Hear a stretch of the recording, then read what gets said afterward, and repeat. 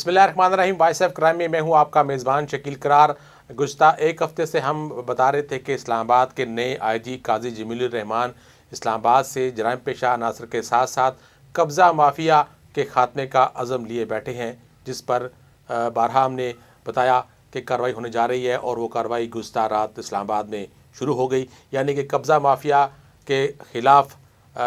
मरलावार कार्रवाई का बाकायदा आगाज़ करते हुए इब्तदाई तौर पर जो चंद ग्रुप थे उनके 7 सरगना उन ग्रुपों के कब्ज़ा माफिया के उनको गिरफ़्तार किया गया। इस हवाले से जो पुलिस हुकाम ने तफसीलात जारी की हैं थोड़ी बहुत, उसमें बताया जा रहा है कि जो गोरी टाउन के जो असल मालिक था, यानी कि कब्ज़ा कराने में और तमाम तर चीज़ों में नुमायाँ किरदार अदा करने वाले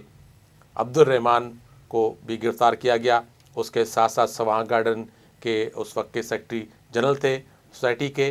अंसर महमूद गोंदल, उनको भी हिरासत में लिया गया। उनके ख़िलाफ़ पहले ही FIA में एक केस ज़ेर समात है, चल रहा है, उसमें वो ज़मानत पर रिहा हैं। और इसके साथ साथ जो दीगर अफराद हैं वो तमेर के इलाके यानी कि रोल जोन का जो तमेर इलाका है उसके राजा फ़ारूक, जिनका नाम भी एक बड़े कब्ज़ा माफिया के साथ जो है वो अरसा दराज से चला आ रहा था, उनको भी गिरफ़्तार किया गया। इसी तरह राजा रज़ी रहमान का नाम सामने आ रहा है और रियाजुल हुसैन, फरहानुल्लाह और मोहम्मद नाजिक 7 वो ये अफराद हैं जिनका 3 का ताल्लुक़ रूरल जोन से है और बाकी जो 4 हैं उनका इस्लामाबाद के मुख्तलिफ़ इलाकों से ताल्लुक़ है। अब इनकी गिरफ़्तारी करने के साथ साथ इनको जेल मुंतकिल कर दिया गया। उस हवाले से जो तफसीलात जारी की गई है पुलिस हुकाम की तरफ से, उसने बताया कि डिप्टी कमिश्नर की जानिब से इन अफराद के 3 MPO के तहत 3 माह की नज़रबंदी के अहकामात जारी हुए हैं और उनको जुडिशल भेज दिया गया, जुडिशल रिमांड पर, यानी कि वो जेल मुंतकिल कर दिया गया है, थानों में नहीं रखा गया। यहाँ ये बात काबिल ज़िक्र है कि इन तमाम अफराद के ख़िलाफ़ कोई ना कोई दरख्वास्त, कोई ना कोई मुकदमा थाने में मौजूद है, लेकिन इनके ख़िलाफ़ अभी तक बाकायदा तौर पर गिरफ़्तारी नहीं हुई थी, कोई कार्रवाई नहीं होती पुलिस की जानिब से। अब पहली मरतबा हुआ है कि IG इस्लामाबाद ने ये इतना बोल्ड स्टेप लिया है और वज़ीर-ए-आज़म की हदायत पर अमल दरामद कराते हुए इस्लामाबाद से कब्ज़ा माफिया के ख़ात्मे का बाकायदा तौर पर आगाज़ कर दिया है। बड़े मगरमच्छों पर हाथ डाला गया है। लेकिन यहाँ पर एक सवाल पैदा होता है, मामूल के मुताबिक पुलिस एक पिस्टल बरामद करती है एक आम मुल्ज़म से, तो उसकी तस्वीर और पिस्टल और जो 4-5 गोलियाँ साथ बरामद होती हैं उनकी तस्वीर बाकायदा तौर पर जारी करती है, उसको नुमाया कराती है मीडिया में। तो इतनी बड़ी कार्रवाई हुई कि 7 ग्रोहों के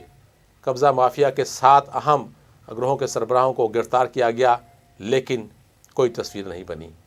इसके पीछे क्या आंसर पाया जाता है, इसकी तहकीकात जो है वो की जा रही हैं। लेकिन हमारे ज़रिए बता रहे हैं कि चूँकि ये अपने इलाकों में काफ़ी खौफ की अलामत थे, लोग इससे डरते थे और पुलिस के अंदर इनके वेल विशर आज भी मौजूद हैं। चूँकि आज इस्लामाबाद ने अपनी हिकमत अमली इस तरह तरतीब दी है कि इनकी गिरफ़्तारी के लिए मुतलका थाने से नहीं बल्कि बाहर से दूसरी जगह से पुलिस हुकाम और पुलिस टीमें भेजी गई, तो इसीलिए इनकी गिरफ़्तारी अमल में आई। लेकिन उनसे असला क्या बरामद हुआ, गाड़ियाँ कितनी पकड़ी गई, वो तफसीलात अभी तक जारी नहीं की गई हैं। ना ही कोई तस्वीर जारी की जा रही है और ना ही कोई दीगर तफसीलात दे रहे हैं, कोई तस्वीर दे रहे हैं कि आया इनसे कितना असला बरामद हुआ, कितनी गाड़ियाँ बरामद हुई। अब एक सवाल जो पुलिस हुकाम से पूछा गया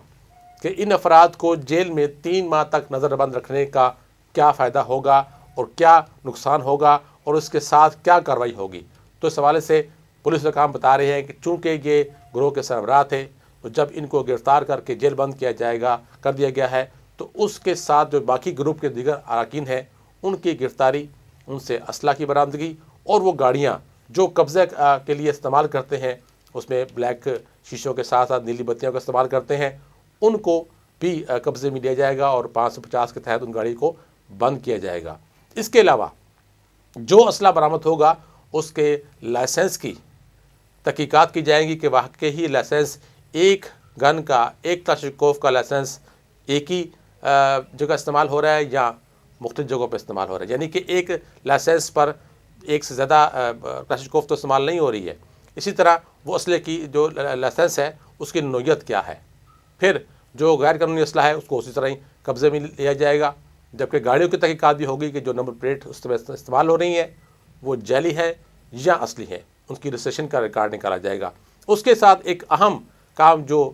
کیا جانے لگا ہے وہ یہ ہے کہ ان جو قبضہ مافیا کے گروہ ہیں، سربراہ ہیں،